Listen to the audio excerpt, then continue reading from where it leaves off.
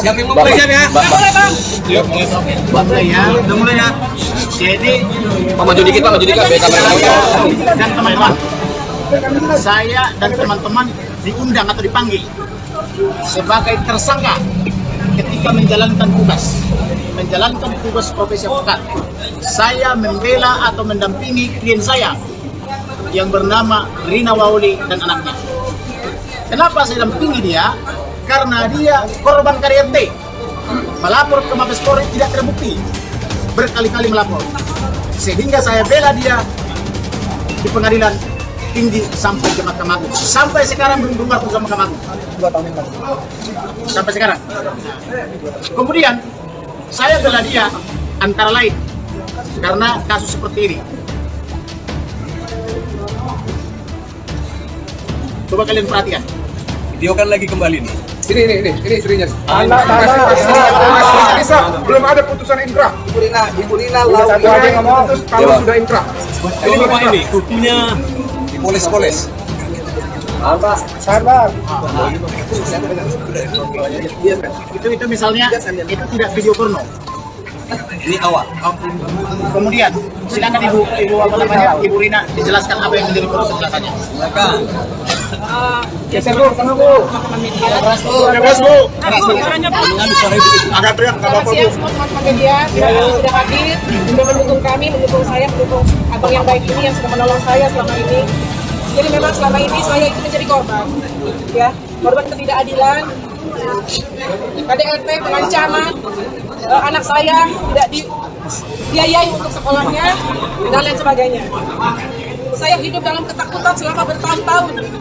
Saya tidak bisa tidur. Saya tiap hari sampai stres gitu. Sampai saya ketemu dengan abang ini. Abang ini yang menolong saya. Dia orang baik. Kita semua harus membantu dia.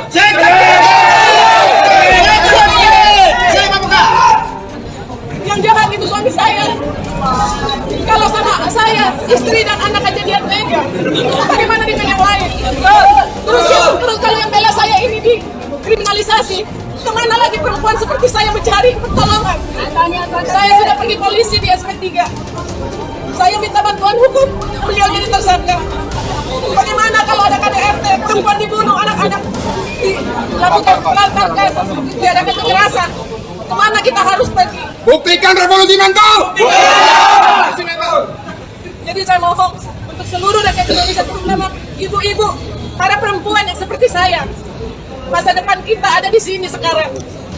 Kita harus bangkit, kita harus bersatu hati demi kebaikan anak-anak kita nanti, anak-anak perempuan, supaya di negara ini perempuan dan anak-anak memperoleh hak yang sama. Tidak diskriminasi terhadap perempuan, tidak bisa didiskriminasi, karena sampai di pengadilan pun, waktu di pengadilan negeri, keputusannya sangat merugikan perempuan dan anak-anak.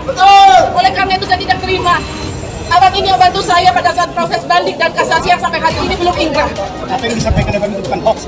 Jadi apa yang disampaikan abang itu Semua. adalah semuanya bukti-bukti yang saya berikan kepada beliau untuk keperluan membela saya. Ya, jadi mohon saya minta dengan penuh kerendahan hati, bantulah kami, bantulah para advokat yang baik hati ini, orang-orang baik yang masih ada di negeri ini, bantulah kami. Terima kasih. Lagi, banyak visi-visi atau rekaman kontak yang 300 triliun, ancaman-ancaman dan sebagainya. Tolong dibuka sedikit. Ya, jadi beberapa waktu sebelum Abdul itu meninggalkan rumah, saya sering diancam. Saya sering diancam, apa kasasinya, atau diskosasi. Saya sering diancam. Meskipun di luar itu tindakannya selalu baik, di hadapan orang-orang saya seperti ratu. Tetapi di belakang saya diintimidasi setiap hari. Saya sampai ketakutan. Itulah kenapa saya sampai harus pergi ke psikolog untuk kesehatan mental saya. Dan alasan itu dipakai oleh dia berbicara kepada hal itu dipakai oleh Pak Sionis Kosasi untuk berbicara di kementerian dan lain sebagainya dan mengatakan bahwa saya punya penyakit mental dan saya ini ada gila, sehingga saya tidak bisa meminta bantuan. Tapi saya mau tekankan pada siang hari ini, saya sehat, saya tidak gila, saya baik-baik saja. Oleh karena itu, karena saya ketakutan, saya mulai merekam apa ancaman-ancaman beliau itu, karena dia selalu mengancam, selain saya mengancam juga anak saya, keluarga besar saya. Nah, bukti-bukti itu sudah saya berikan semua pada kuasa hukum saya. Apakah ibu ada apa namanya draft pernikahan pas apa nih pernikahan? Ya, waktu itu saya sempat dipaksa untuk mendatangani satu kesepakatan yang katanya adalah perceraian bawah tangan dengan catatan supaya bisa mengamankan sejumlah uang. Ya, waktu itu saya tolak. Oke. Apakah ibu dijanjikan uang setelah bercerai? Waktu di voice note itu dia berjanji, tapi sampai hari ini Ya. Jadi ibu Rina ini adalah satu-satunya perempuan yang menolak uang berkobar-kobar yang diberikan oleh suaminya, tapi pakai tanda tangan di bawah tangan. Uang itu harus diterima. Itu adalah ada bagiannya di sana.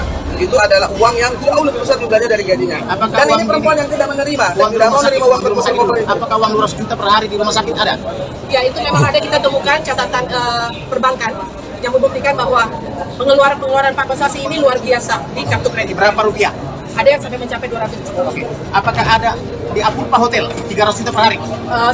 Ada menginap di Apurpa Bali. Pak Bari ya. Jadi begitulah kira-kira gambarannya. Siapa ini Antonius Kusasi? Biar dihabisi. Hari ini harus dihabisi dia, harus tamat karirnya. Kalau tidak, Menteri BUMN mencalonkan Wapres. Supaya kalian tahu, dia harus bertanggung jawab tentang ini dan harus berhentikan. Karena sesuatu selama ini tidak pernah dijawab.